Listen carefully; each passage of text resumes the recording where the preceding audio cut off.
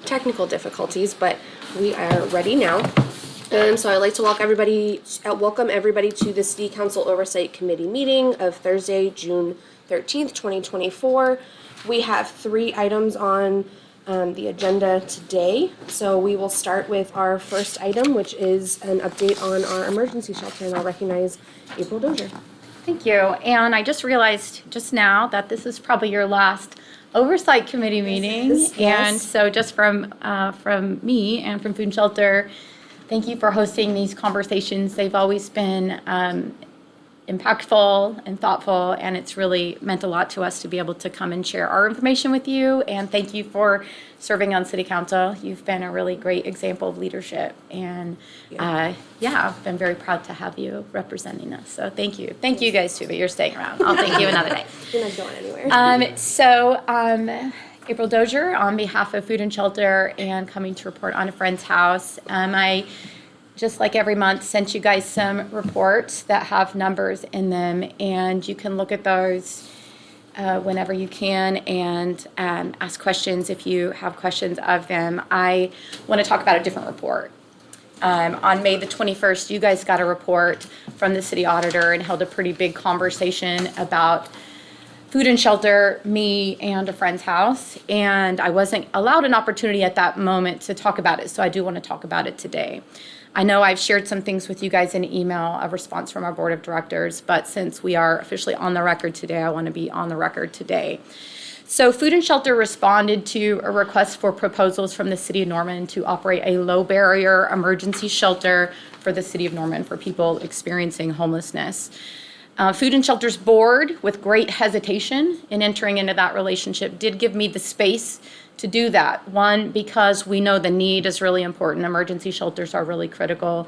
2, because they trust me and they believe that they believe in my leadership. And 3, because we've been doing this work a long time and we are really good at it. We know what we're doing.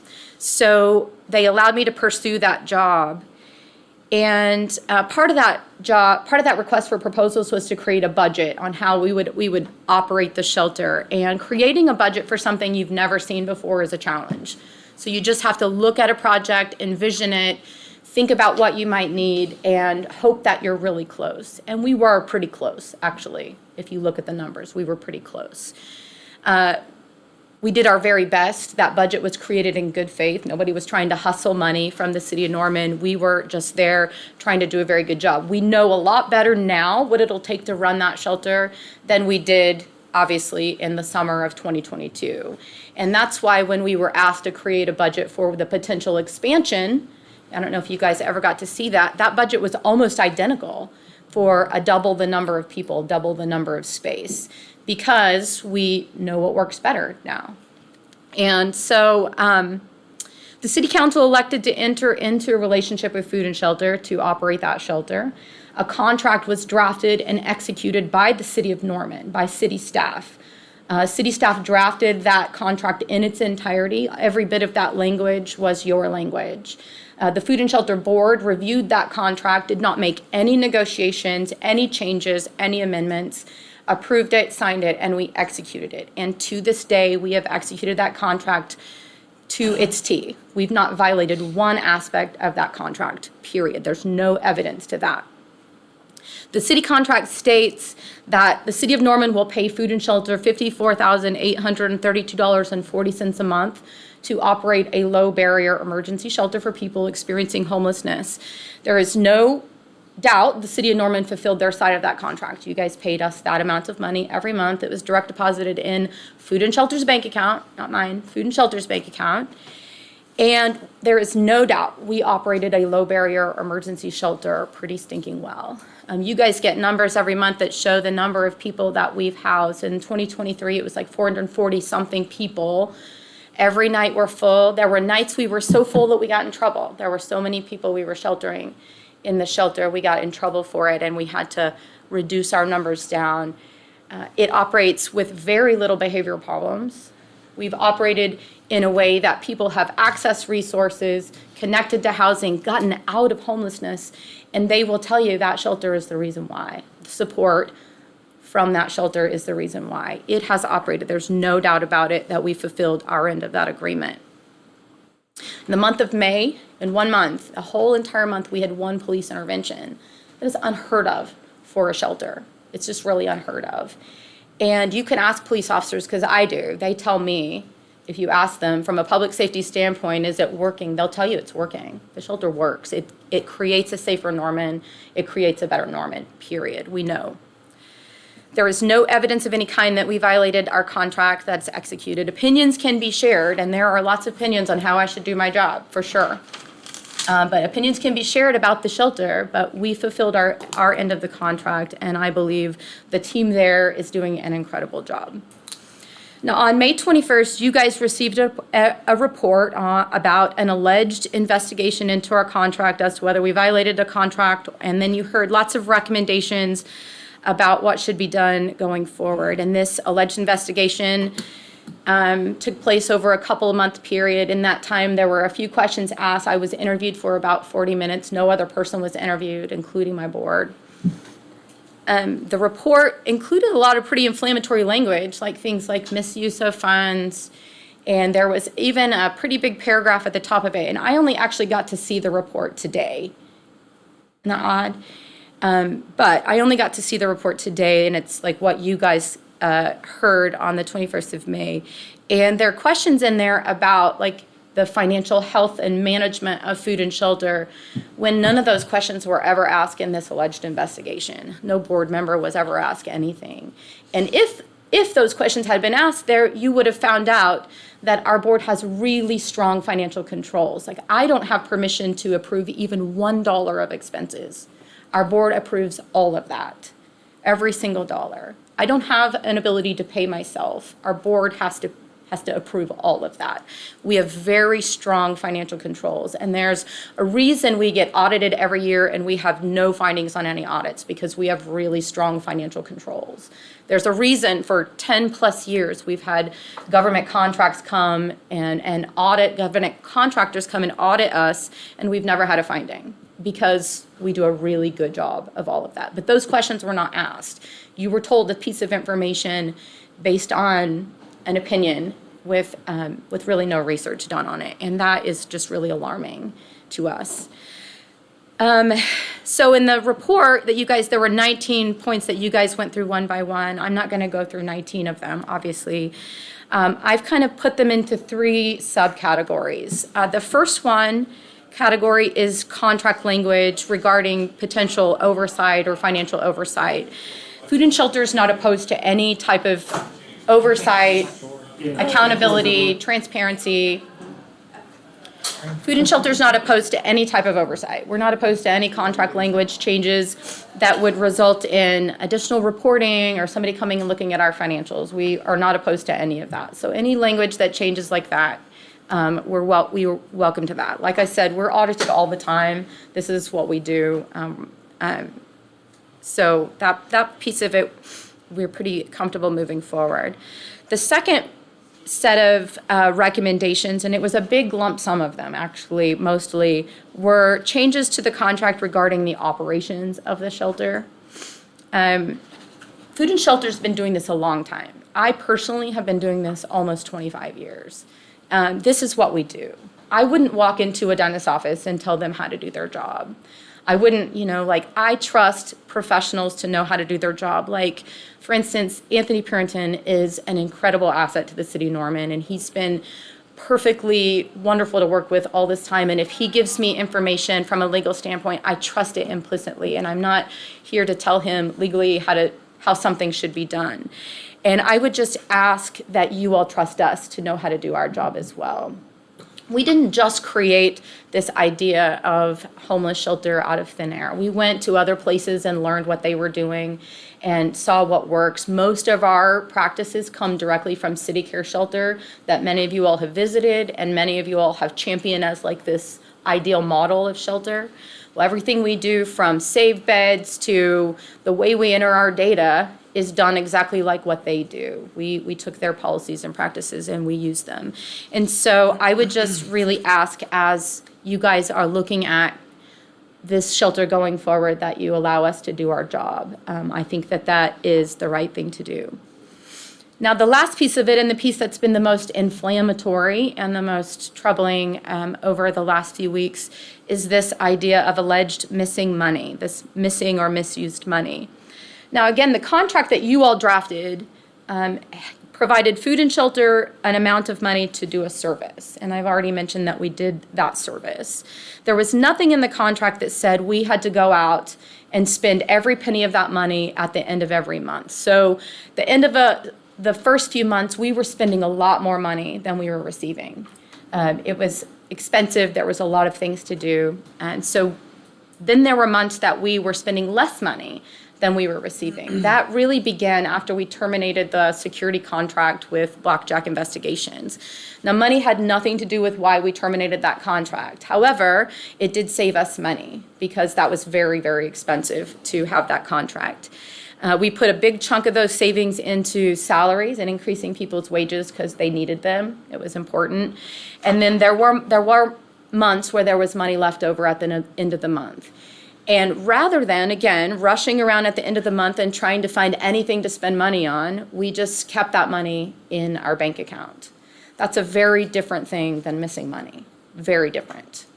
The money is in the bank, supervised by our board of directors. They're waiting for legitimate expenses.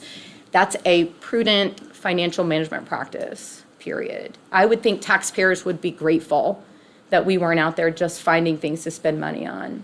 And it's really a good thing we saved that money because this month alone, we had to pay our liability insurance payment, which is required by our contract to have insurance for the shelter. And that was almost $15,000. And most of the mattresses we bought at the beginning of the shelter have broken down, and the bed bug proof barrier is now breaking down. So we began replacing those. So thank God we had that money available, saved. So Food and Shelter didn't have to carry that burden, nor did I have to come back to you all and say we need more money. So that piece of it has been really alarming, as probably you guys have seen news and many accusations that money has just disappeared into thin air. And that's just not what happened. Food and Shelter's board takes our job very, very seriously, and we protect every dollar as it comes in and use it to the very best of our ability. We don't waste money at all. The second piece of it that has been a big deal the last couple of weeks is regarding my pay, my salary. So when the shelter opened in 2022, we entered into a temporary budget contract that did not include a shelter supervisor, a full-time position. It didn't include a lot of things. And we never got out of that. We're still in it, actually. Rather than one person, which would have been me, handling that entire job of my job plus running the shelter, our board formed a committee and we decided to split that up among several people. I was one of those people. And also made the decision that no person should be asked to work that many extra hours without additional wages. I think that would be immoral. It would be wrong to do. Now, I wasn't the only person that was paid those extra wages. I was just the only person targeted in this report. And that information was made available prior. But the key point is that it was approved by my board. It was legal. It was not overtime. It was not some sort of other wage that seems to be up for discussion. It was approved extra hours that I had worked, and it was earned. And when the shelter was well-staffed, everybody was trained, and we had identified a supervisor that we could turn it over to, Danielle Reisick, an incredibly capable, wonderful woman. All of us stepped back out of that role, and then nobody gets paid extra money now. I don't get paid extra money just for dealing with all of this, period. And since your auditor elected to read my salary into the public record, I want to address that as well, because it has really launched a full community conversation as to my value as a professional and as a person. It's crucial, really, that you understand that none of my salary is paid by tax dollars, not city tax dollars, state tax dollars, or federal tax dollars. Not one penny of it is paid by a tax dollar. The key point, really, I want to emphasize that addresses that concern is the source of my compensation, and that's Food and Shelter board-approved funding. It was really inappropriate for you guys to have that conversation in public, but since here we are, I want to share a little bit more facts about it. When I started working at Food and Shelter in 2010, the organization had $45, $45 in the bank, and countless debt that they had taken. They were really struggling. They could not afford to really pay a director what a director was worth. So I took the job and sacrificed my own salary so that I could help build that organization up because it meant so much to me. Like other people in this room, my dad relied a lot on Food and Shelter when he was homeless. I only requested a salary increase after ensuring that every other staff member's salary had been increased because nobody was paid a living wage at that time. And when we were finally financially stable, it took 8 years. I went to the board and I said, I think I should be compensated for my job. And I don't think any person, especially women, should be ashamed for asking for what they're worth, even if you're in a nonprofit organization. So our board did their due diligence. They reviewed what other people are paid in the area. Oklahoma Center for Nonprofits released what's called a nonprofit salary survey that is released. They used that and they offered me a pretty substantial salary increase to get me to what was close to my peers, pretty close to my peers. And since then, I've had modest cost of living increases, as have every other member of our staff. And based on the 2024 numbers that we just looked at, I'm still paid well below the salaries of similar CEOs based on mission, staff size, budget size. And I only tell you all that just because, like I said, there's been a community-wide conversation about my salary and my job. I think you guys should be asking a lot of questions about the report you received because prior to you getting it, our board gave all of this information. And for some reason, you guys didn't get that information, and I think that's irresponsible. Simple things like in that meeting, a slide came up on the board that said no incident reports existed. And for all these dates that they didn't, even though in an email I can provide to you, I told Shakir they did exist and I would provide them to her, and she said I do not need them. And I have that in an email I can send to you. I mean, I just think that's really concerning. The end result of all of this, and I'll wrap up really quickly, is that we know that we didn't violate our contract. I think that you all know that we didn't violate our contract. And I really think it's important if this relationship is to continue that gets cleared up. Because though we have had an outpouring of support from people across the community, not just to me, but the agency, people who understand, who know the caliber of our work, there are consequences. For instance, a longtime fundraiser that has been hosted for Food and Shelter is now considering canceling. I've had multiple monthly donations that are online donations cancel on Monday after the news report came out from Channel 4. I mean, that's a big deal. It's a really big deal. So I believe we've been a really great partner to the city of Norman. I mean, every time the city manager called me and asked me to do anything, respond to anything, I would jump and handle it immediately, no matter what it was. I really feel like that relationship and that partnership needs to be both ways. And I think that I am looking to the city of Norman to step up and help us remedy this. Thank you. Well, I'm glad that you've addressed this because I was hopeful that we could have a broader conversation after the last meeting that we had with the findings and all of that kind of stuff. I don't know if you caught on, but in that meeting I was very much trying to paint this in a different light. I understand the words that were used in the survey, but the questions that I was trying to ask were, to steer this in a conversation that wasn't just about violation of contract or misuse of funds, and I did think that it was inappropriate for you personally to be attacked in that way with salary. I think it's really unfortunate the way that I think this has progressed. There's been and I think that you are in the crossfire of the broader conversation about homelessness in our community, and I think that's really unfair because you don't shelter this burden or harbor this burden all by yourself, right? Mm-hmm. Your agency has been incredible in helping our community handle these issues. And you can't be the person that does every single thing to address homelessness in our city, in our county, in our state, in the world, right? Like, this is not a Norman issue. This is a worldwide issue that we are dealing with. And it has been really challenging. And I just want to thank you for all of the work that you have done. I do think that Food and Shelter has been an incredible partner to the city.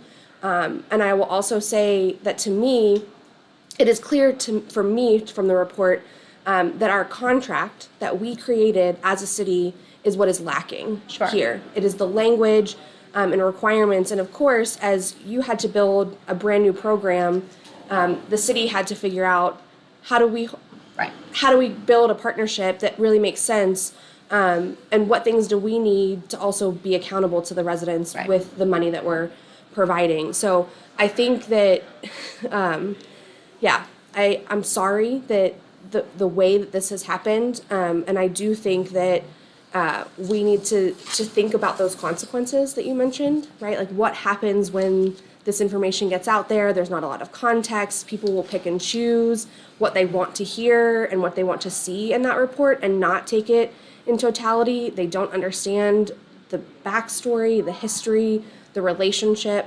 And so, I just want you to understand that not all of us think that we're trying to place all of the problems or burden on Food and Shelter in relation to certain things that were of concern, I guess.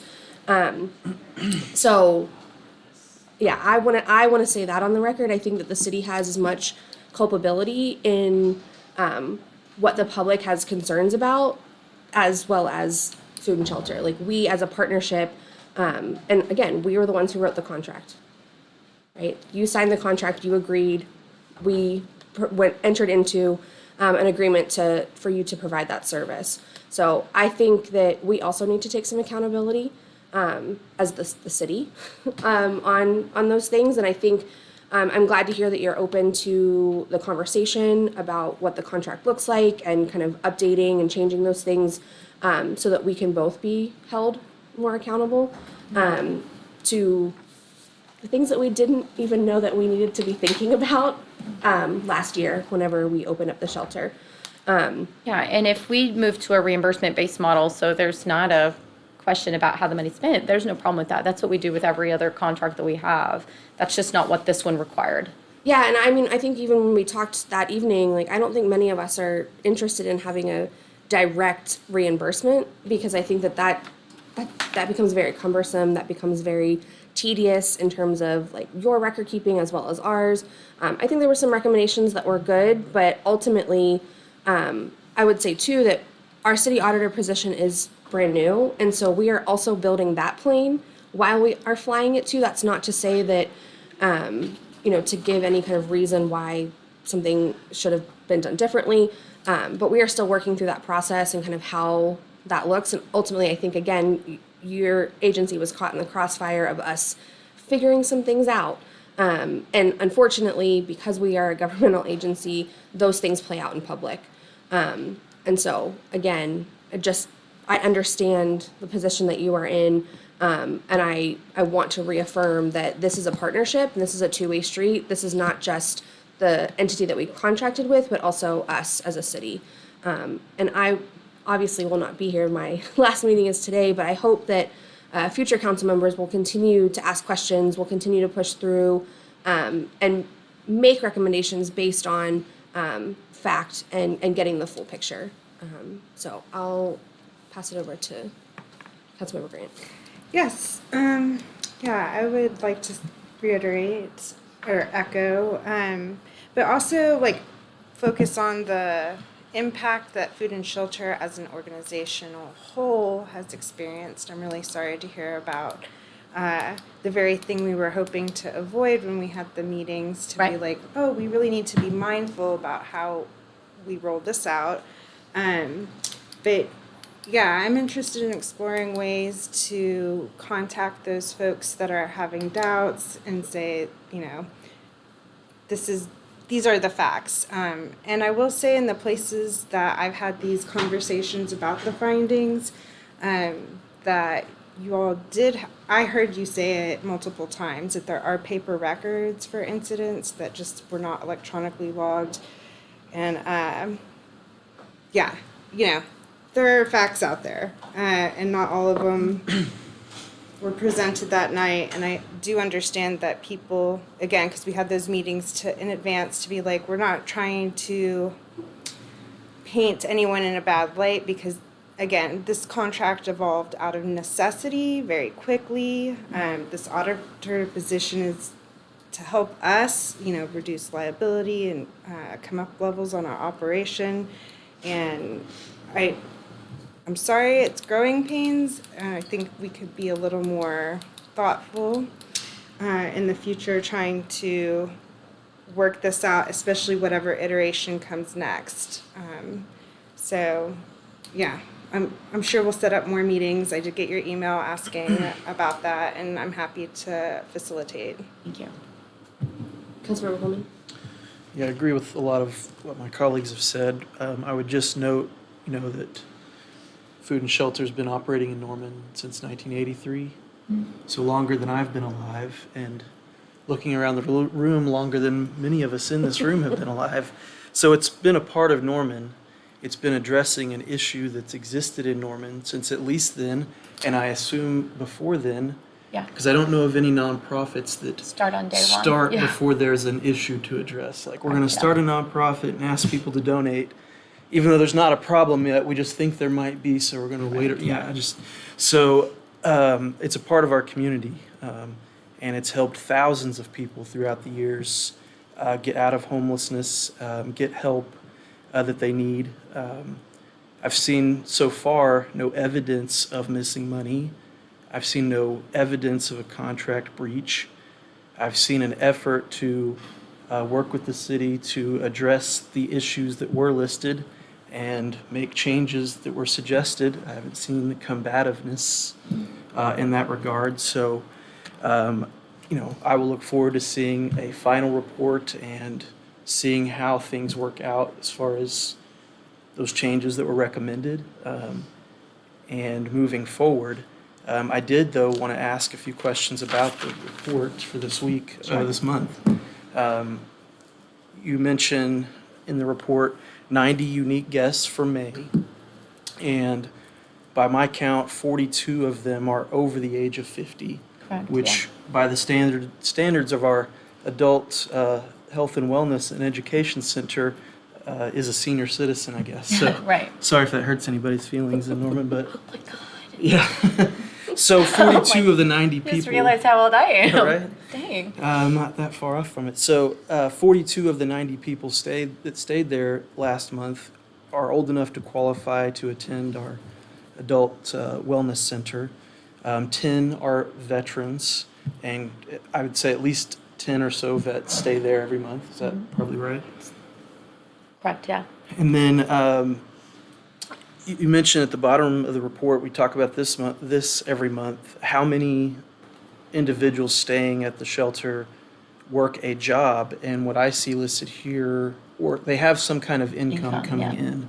They work a job, they have disability, they have Social Security, and 39 out of 90 guests staying at the shelter. Yeah. So nearly half of the people staying there are people that do have income but identify as not being able to afford anywhere to live in Norman, or maybe they've been evicted before and nobody will rent to them, or they can't afford deposits for all the utilities or stuff. Is that Correct, probably yeah, right? yeah.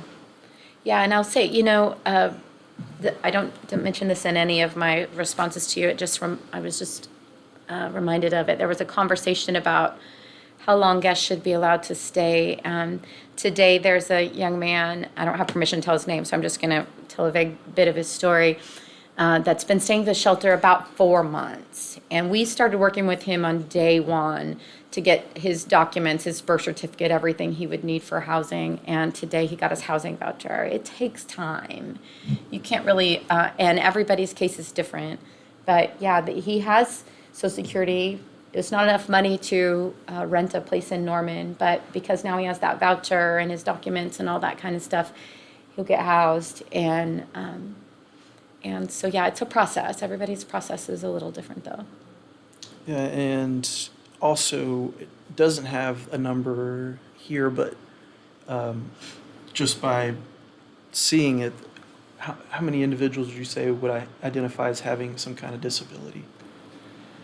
That's hard because disability is a fairly vague thing, Maybe you know. physically or- Physical I just- disabilities. So on our women's dorm, we have a handful of people that use walkers and wheelchairs, and in our men's dorm, we have 4 or 5. So that literally have a physical mobility issue.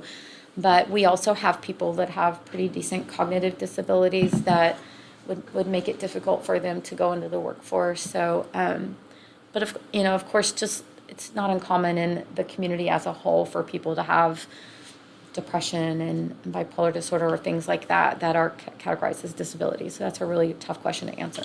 Things that would make it maybe difficult for them to just go out and get Just a to job. go and get a make it job. work Yeah, place yeah. around I town. would say, we're talking about a lot of senior citizens, a lot of people with severe disabilities. So it's probably about half really getting into the workforce is not possible for them. Now, we do have a resource for them. Luckily, we have a partner that comes to Food and Shelter every Wednesday and helps people process disability applications. He's been incredibly successful. Shout out Brian Nichols, and is helping people get disabilities. So that's been also a real avenue to helping get people out of the shelter is, again, having that time for guests to come and stay day after day after day to connect with those resources is really critical because we can house as many people as you want to, but day in and day out, nothing happens, nothing changes unless we have that time with them to connect with them. So it would be fair to say that the vast majority of people staying there are what identify as being senior citizens or elderly, disabled, veterans, Right. and people that are working poor. Yeah. Yes, absolutely. Yeah. Another category too is domestic violence victims. Mm-hmm. You've mentioned before that that's been one of the categories that's seen a higher increase in the last few years is Mm-hmm. Yeah. victims of people that have been involved in domestic Yeah. violence situations that are trying to get away from that or finding themselves in shelters. Yeah, that's been, as it's just a growing trend in Oklahoma, just in general, unfortunately. And Women's Resource Center does the best that they can, but their shelter can only house so many people. So women often have to turn to us when they're escaping those situations. And then also you list here that the bus pass program, I just saw someone post on the Norman community page asking about that for a friend. And I think I recommended contact Yeah. Food and Shelter. We do have a public or funded program in the city of Norman that if you are from somewhere else and you're trying to get back home to family or whatever, we have the ability to help you do that. And Yeah. so just for those that have asked about it before.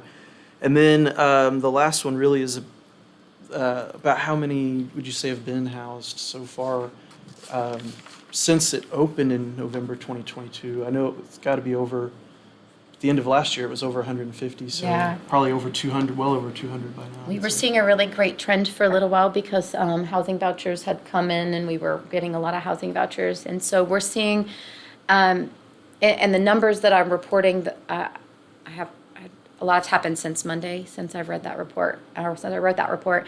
But money that we pay out, so when we pay somebody's deposit, we help them get moved into a place. We are housing out of a friend's house 3 to 5 a month, people a month, and that's just us. So our partners are also helping with that as well. Perfect. Well, I appreciate you answering those questions and clarifying. Again, that's just really helpful information. I would encourage everybody in Norman to consider, if this is an issue important to you, that this is the type of folks that are staying at this shelter. Again, disabled, seniors, vets, and working poor, and victims of domestic violence is almost all the people that are staying there identify as one of those groups of people. So I encourage everybody to really think about that when you're developing an opinion, or if you already have an opinion about that shelter and the reason why it is in Norman. So, thank you. Yeah, I feel like this conversation is really nuanced because you have people who can stay at the shelter and want to engage with case management, and then you have another transient element of folks who wouldn't, maybe depending on their willingness to engage with the shelter, be able to stay there, and if not, they're, wander around downtown. I was gonna say, are you all keeping track, since that report came out, of like how many people you turn away and the various reasons? Not anything that's been like formally changed. No, I haven't started anything like that. Again, this was, less than a month ago. So, that's definitely something we can start to consider, or that we can consider tracking. I think it would be helpful. Yeah, I think it'd be helpful to show it's like these are the people who are wanting to engage. We also have this like pending Supreme Court case that's Yeah. going to let us know about whether, if people are seeking help, what to do with them, or if not, what to do with them. And also just to like make it really clear, it's like the people at the shelter are generally not the problem. Right. So, so that's all that I had to ask about that. And then I noticed there were veterans there. It's like 10. Is that that seems like it's keeping steady, and I'm sure it's not all the same folks. Like this is a No. rotating cast. Right. Yeah. It's, we've seen numbers as low as 6 veterans as I was looking back over them the other day. So 10 is one of the higher numbers we've seen for veterans in a long time.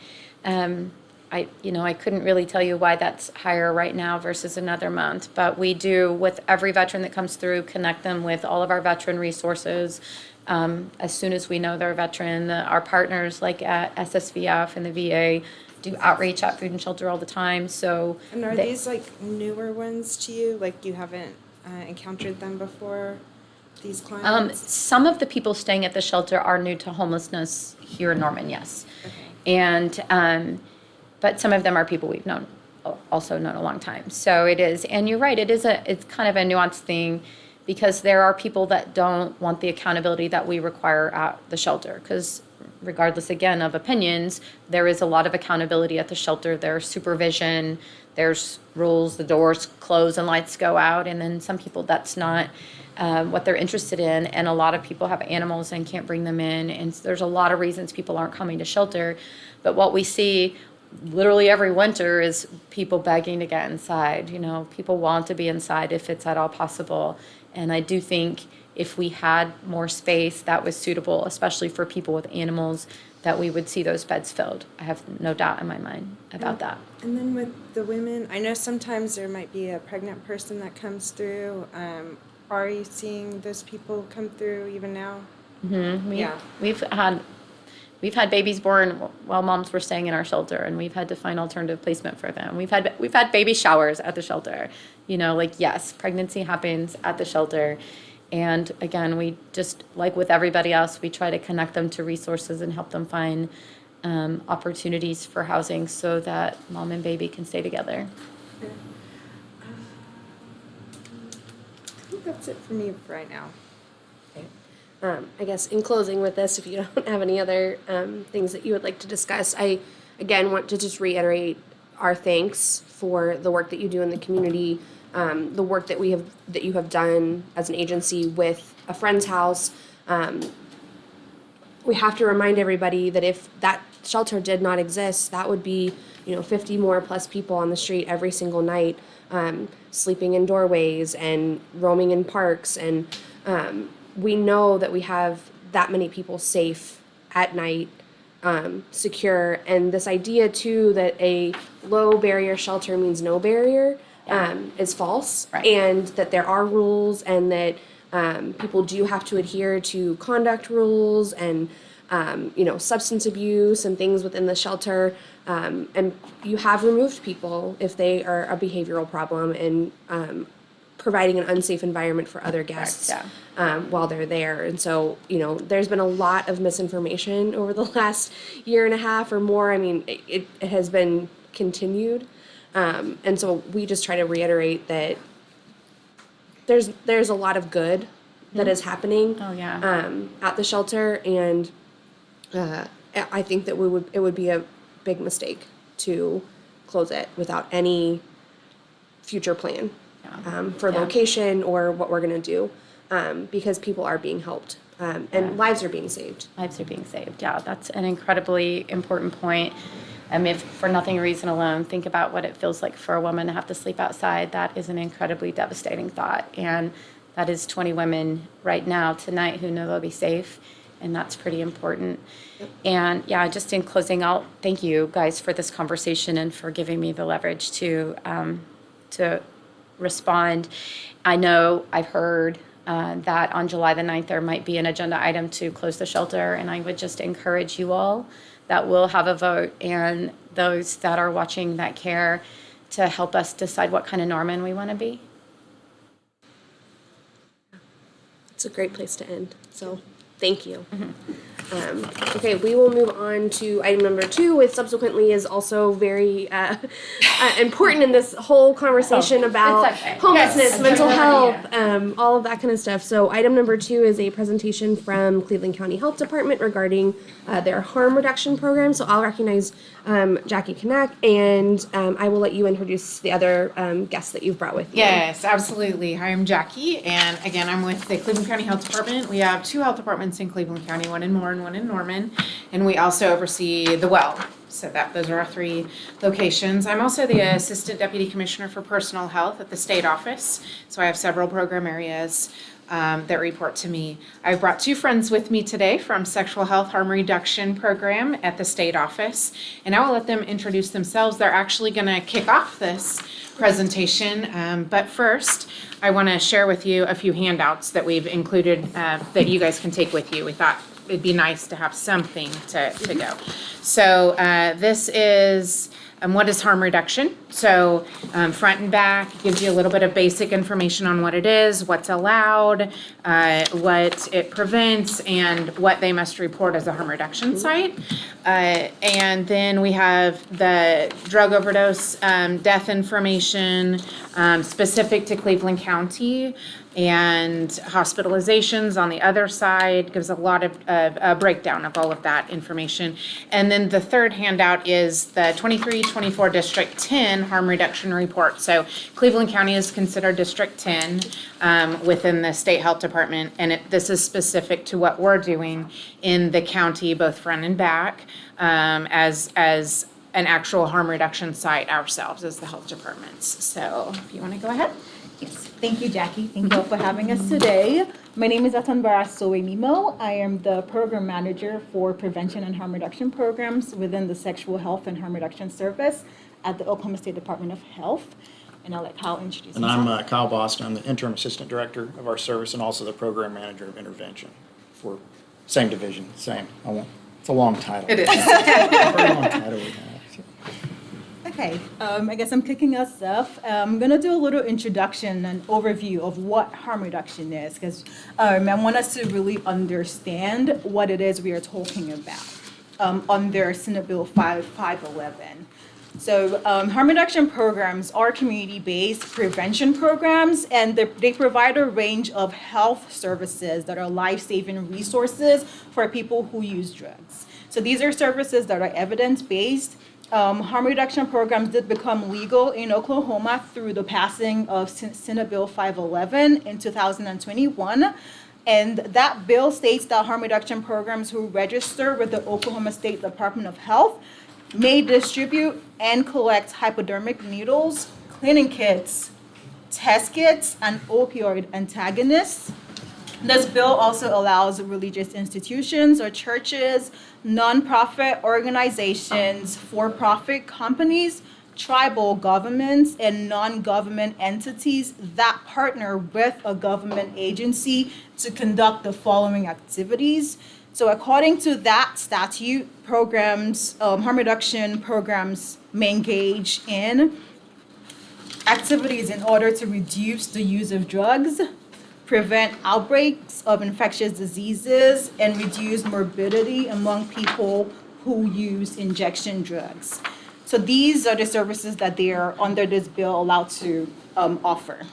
So offer referrals and resources to treat substance use disorders, provide education on the risks of transmission of infectious diseases, including HIV and viral hepatitis, rapid testing for HIV, hepatitis C, and sexually transmitted infections, referrals for medical and mental health services, collect hypodermic needles for safe disposal, possess and distribute hypodermic needles, cleaning kits, test kits, opioid antagonists, and also rapid substance testing used for rapid substance testing products used, intended for use, or fashioned specifically for the use in identifying or analyzing the potency or toxicity of unknown substances. So fentanyl test strips, for instance, that can be used to test. So I wanted to talk about our role as the State Department of Health, specifically the Sexual Health and Harm Reduction Service, that is involved in this. So according to Senate Bill 511, in order for a harm reduction service to legally operate in Oklahoma, they have to register with OSCH and provide quarterly reporting to the Oklahoma State Department of Health. To register, sites must fill out a designated form and provide the following information: the legal name of the entity, and the form of organization, so the type of organization that they were registered with the Secretary of State, as well as the name under which they'll be doing business as in the state of Oklahoma.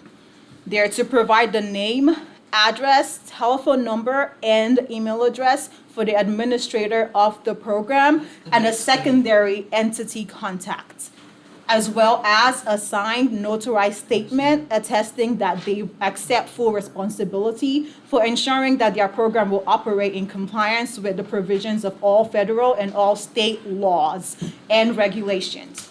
They also provide the address and telephone number for each program site, including fixed site locations that have permanent structures or venues that they may frequent, provided if they're a mobile program.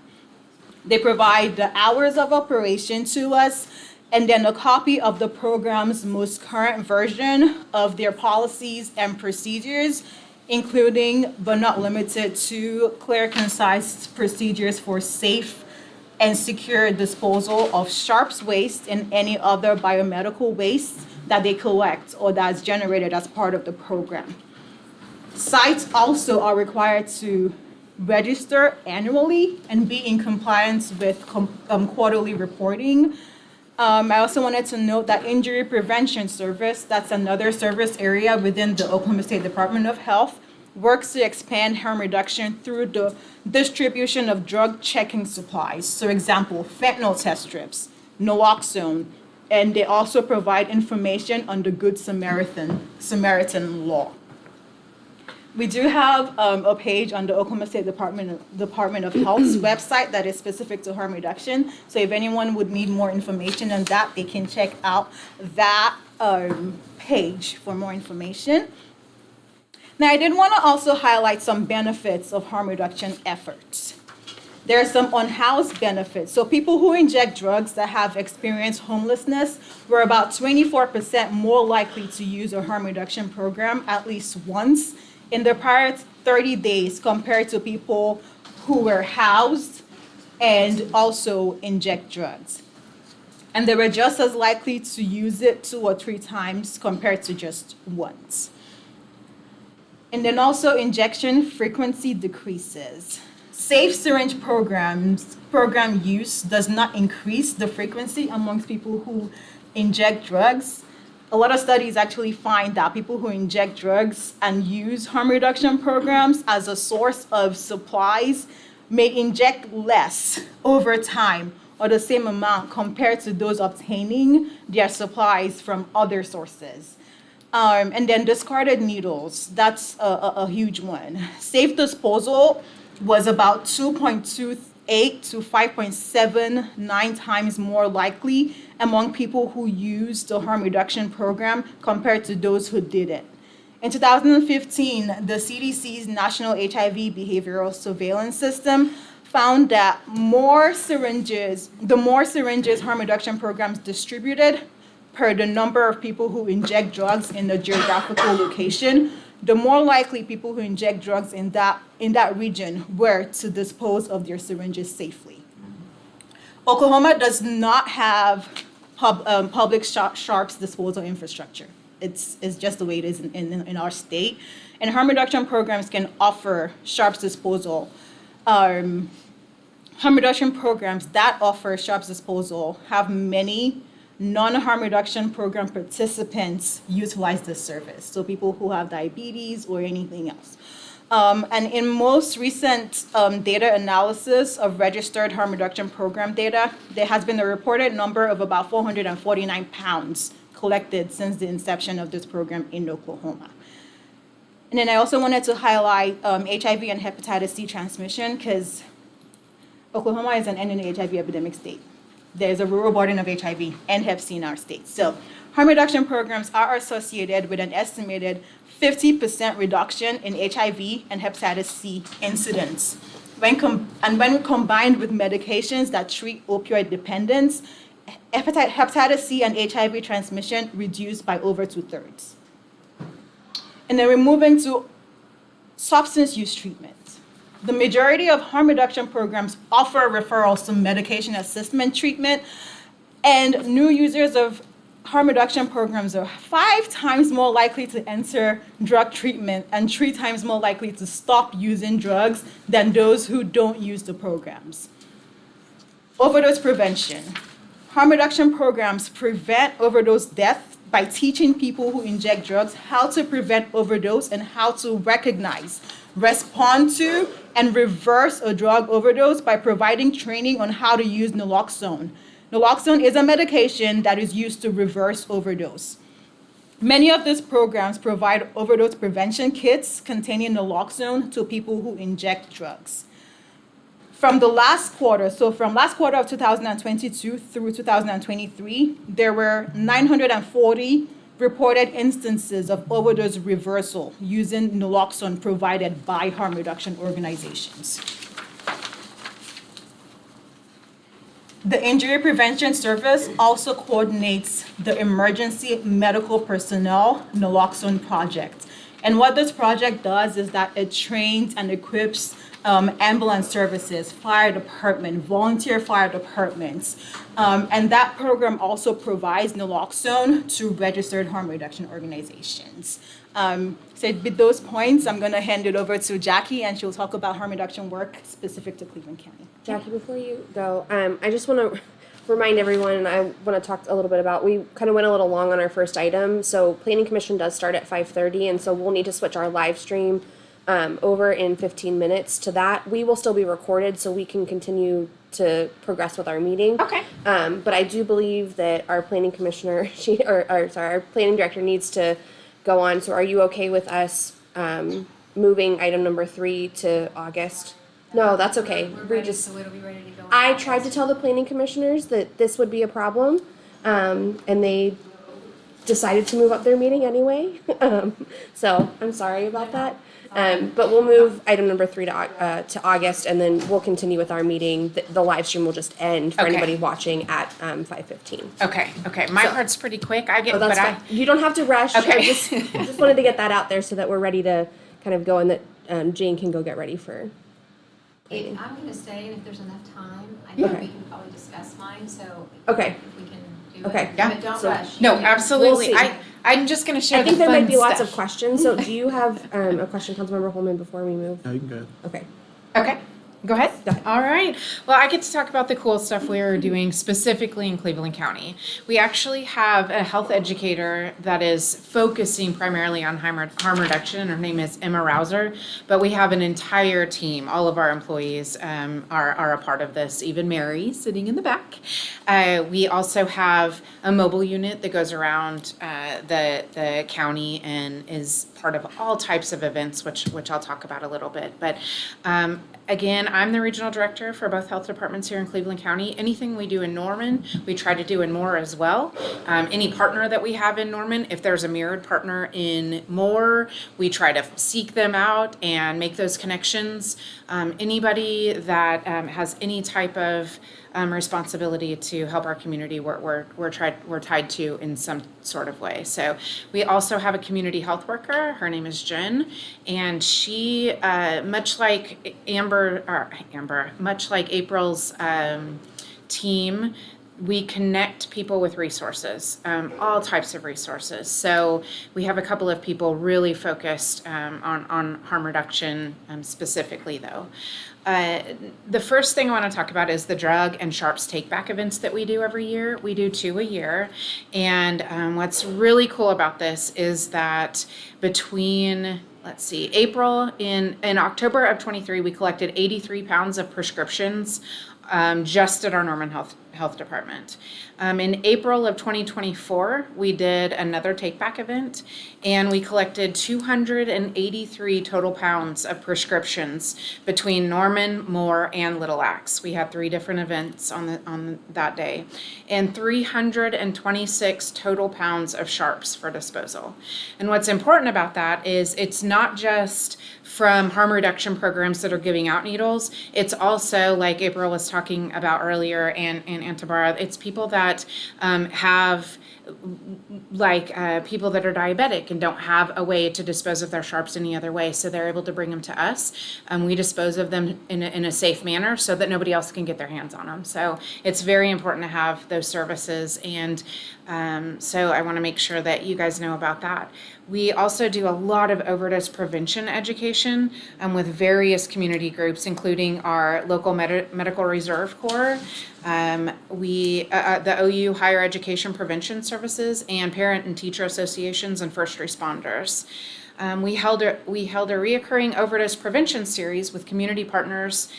It was at the Well, and it was called Prevention is Possible, a community effort to address substance misuse in Cleveland County.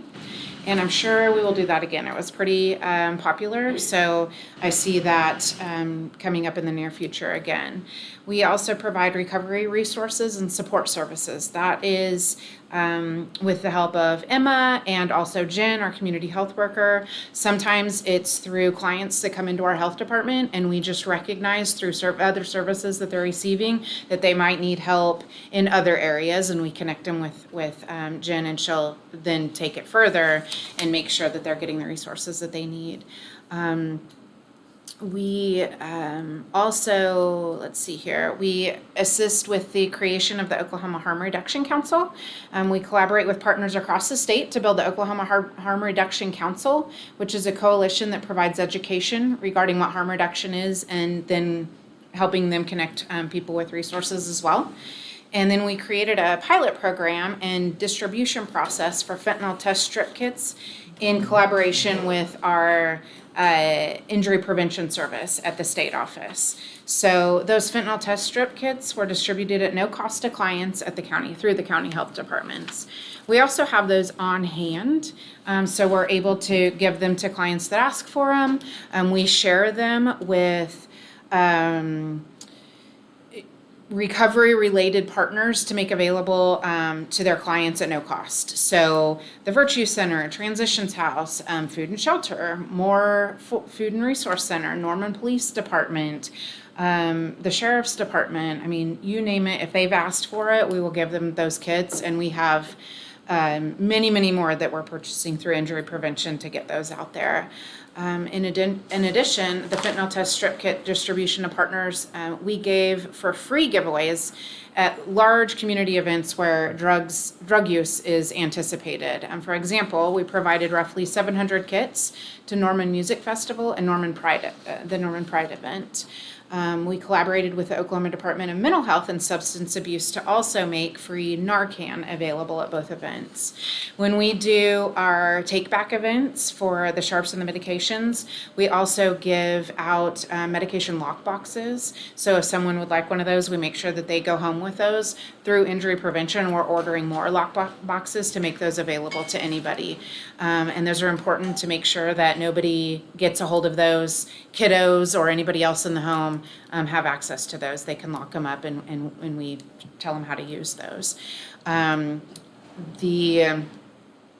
We also make available those fentanyl test strip kits, so any partner can reach out to us and we'll help connect them with a resource to get those. If we don't have them on hand, they can order them from the state office. And then as far as Narcan goes, like we were talking about earlier, our injury prevention service provides Narcan to first responders, or we connect them with the Department of Mental Health, and anybody can order Narcan through their online referral source and it's no questions asked. You fill out a very short form and they mail it straight to you, and you can keep it on hand, keep it in your house, wherever you need it. And lastly, we serve on the Leadership Council for the Cleveland County Health Improvement Plan Substance Abuse Community Coalition, which maintains an active leadership role within the coalition to partner with other organizations that look to reduce substance misuse and overdose deaths across Cleveland County. We have many events throughout the year focused on overdose prevention and substance misuse disorder treatments. We make sure we take all of our resources, whether it's educational materials, fentanyl test strips, partners that can distribute Narcan safely, all of those things are at a lot of the events that we have, Red Dirt Collective, all kinds of resources. So we're happy to have those partners. So in conclusion, harm reduction activities are seen to reduce the use of drugs, prevent outbreaks and infectious diseases, and reduce morbidity among people who use injection drugs. Overdose deaths and substance misuse affect numerous individuals and families across our state, and numbers are only continuing to rise due to illicit substances like fentanyl. And as we all partner together, all of the different programs and organizations within our community and multi-level prevention and intervention efforts, prevention is possible. So thank you so much for giving us this time today, and we're happy to answer what questions you might have. I really appreciate all the information you've shared with us. One of the things I took note of was how this came to be. So you mentioned Senate Bill 511, which was a 2021 bill from the state legislature before either of you two were in office. So this was not a policy created by the Norman City Council to do this just in Norman, as some have alleged online. Correct.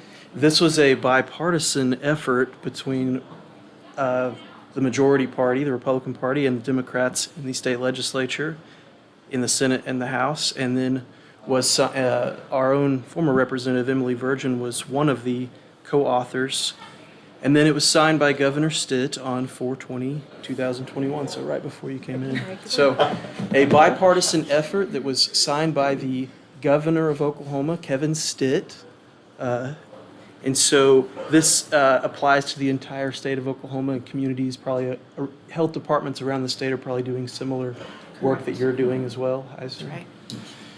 Well, I just really appreciate it because I know Oklahoma has always had a reputation for this being an issue, substance addiction, abuse, things like that. And you mentioned a high rate of HIV and Hep C, or those two being an issue in Oklahoma. So, you know, the evidence seems to bear out that this program helps reduce those numbers, and I think that's the real benefit in it, as far as I can see, and that it obviously seems to be helping people get off of whatever substance they are addicted to. So I appreciate the update. I think this is extremely helpful for us. I think it's helpful for anybody watching, and I hope people are watching, and that this information gets shared broadly. Thank you. Thank you so much. I do want to mention two other services that we provide. We do give sharps containers to partners so that they can continue to collect sharps. If they're a harm reduction partner, then they already have the ability to collect sharps. And then also we do STI testing at the health departments every day. So that is an available resource as well. So Councilmember Grant? Yes, thank you for coming. I've been waiting for this meeting for very patiently. Yeah, I see the online comments about how this is enabling, and honestly, if it enables anything, it's better health outcomes. I've heard positive things about outbreaks being tamped down, caught ahead before it becomes really widespread. I was gonna ask, so if our city hall wanted a Sharps container, like, do we have one? Has city ever contacted y'all about? Not that I'm aware of. Mary, are you aware of that? I don't. I know that there's a lot of stipulations, like what Abner was saying. We don't have the infrastructure in Oklahoma, basically, that says what agencies, what facilities are allowed to have a Sharps container, because there is security that is needed. So we are basically working with the Product Stewardship Institute of Oklahoma to take their, very small Sharps containers and make those accessible to our partners to refill. So if that's something you would be interested in, we can definitely talk about that. It's just like it's not allowable to have, just on-site, always accessible Sharps containers. That's what the law doesn't permit in Oklahoma. Yeah, I was just curious because sometimes those end up here, and so questions to how, we can get those out of the environment as well. Okay, and then I know we're on a time crunch. Also, we had an incident where a group of citizens was trying to allege, oh, look, this is what harm, because the people who were at this drug house were claiming, come do your drugs here, we have needles. It was not harm reduction. Thank you so much for outlining everything that somebody who's going to be in that program has to do. But my question around a situation where there is a drug house where a lot of intravenous drugs are being done and it's an unhealthy situation, is there an outreach component to harm reduction, whoever's working in the field, to engage with the population that's already hitting our radar as the residents are there's porch pirating, there's needles, So there are harm reduction programs that do that. The health department does not. We don't have the staff or the infrastructure set up to actually do that. But there are numerous harm reductions that do that. And I can tell you, if sometimes, so the program I work, intervention, we have disease intervention specialists that basically they're out in the community and they're out screening, and we do that quite often. We partner with Jackie's group down here Right. at screening events, and so At the state health department. At the state health, Yeah. and they also can provide resources to get fentanyl test strips, things like Correct. that. Refer them on to harm reduction programs, and they can get them connected. But yeah, so if there is situations like that, I mean, there's sometimes been a site visit to a house I that's mean, known. so if they're going to visit a house, they're usually visiting because somebody might have tested positive for something, and they're Okay. coming to test and to get them treated. And usually it's syphilis and HIV is what they're following up on. And so when they do that, if they identify there's other things going on, maybe that would be a health risk or something that they can help these patients out with, they also provide them with resources as well. So